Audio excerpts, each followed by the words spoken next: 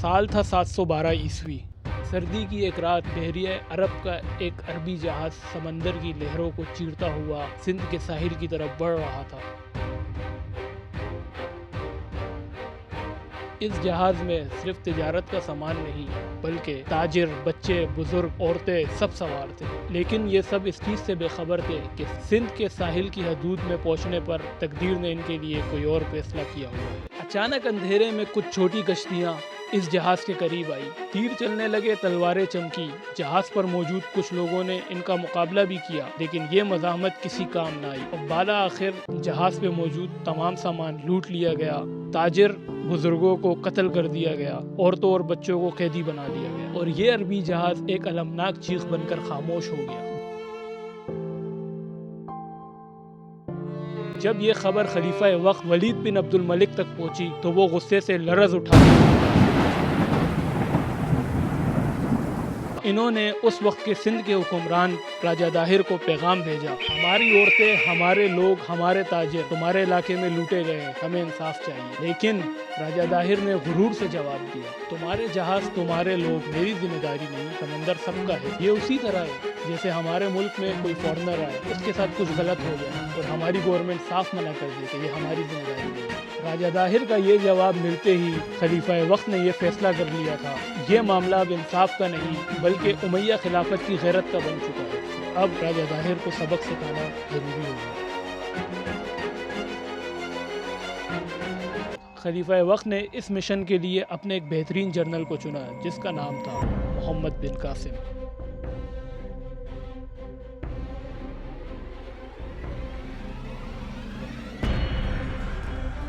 صرف 17 سال کی عمر میں محمد بن قاسم فوج لے کر سندھ فتح کرنے چلے گئے۔ جب راجہ داہر کو اس چیز کا علم ہوا تو وہ ہنسنے لگا کہ امیہ خلافت کے پاس صرف بچے ہی رہ گئے ہیں سندھ فتح کرنے کے لیے۔ اس نے دیبل کے مقام پر فوجیں تعینات کرنا شروع کر دی، خود اپنے محل میں اپنی رانیوں کے ساتھ آرام کو ترجیح دی۔ جب محمد بن قاسم دیبل کے مقام پر پہنچے اور برخلاف فوج سے ان کا آمنا سامنا ہوا،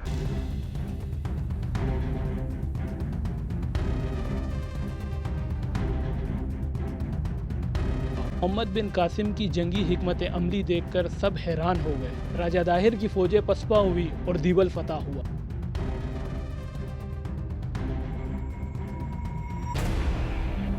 جب یہ خبر راجہ داہر تک پہنچی تو وہ غصے سے لرز اٹھا اور خود اس جنگ میں براہ راست لڑنے کا فیصلہ کیا۔ پھر وہ دن آیا جب ایک 17 سالہ نوجوان ایک طاقتور بادشاہ کے سامنے تھا۔ راجہ داہر کے چاروں اطراف سپاہی، گھوڑے اور تیر انداز تعینات تھے۔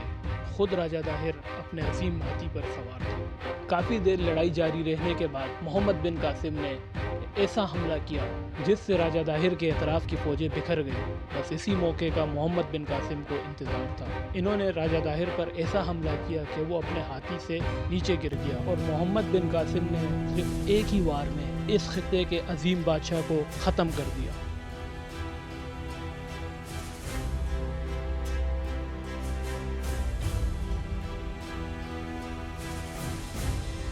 اور یوں محمد بن قاسم نے سندھ فتح کیا۔